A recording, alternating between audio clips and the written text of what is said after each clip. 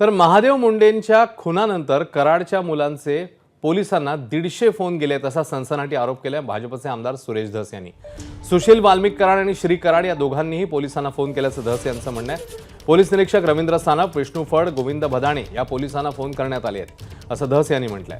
भास्कर केंद्रे या police कर्मचाऱ्यालाही कराडांनी phone केलाय। खून झाल्यानंतर एवढे फोन का केले याचा तपास करावा असं सुरेश धस यांनी सांगितलंय, त्याची मागणी केली आहे। तर महादेव मुंडेंचा तपास स्थानिक क्राईम ब्रांचकडे देण्याची ही मागणी आहे।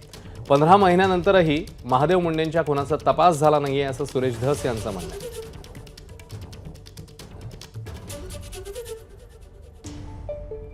या संदर्भात सुरेश धस यांनी आता सनसनाटी आरोप केलेले आहेत आणि 15 महिन्यानंतरही तपास न झाल्यामुळे त्यांनी आग्रही मागणी केली आहे।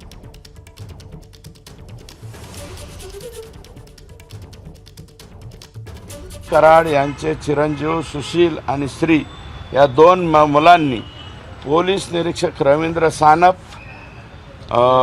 त्याच्यानंतर विष्णू फड, गोविंद भताने आणि भास्कर केंद्रे परत हीच नावं काय आता या 6 मोबाईलला अर्धा पास सतत मला वाटतं 100 वेळा 150 वेळा मोबाईल केलेले। मग महादेव मुंडेचा खून झाला त्यावेळेस यांच्या घरातून त्यांच्याकडे फोन कसं काय जातात याचाही तपास झाला पाहिजे। हा तपास LCB-कडे देण्यात यावा, बीड जिल्हा गुन्हा अन्वेषण शाखा यांच्याकडे देण्यात यावा अशा प्रकारची मागणी मी केलेली आहे।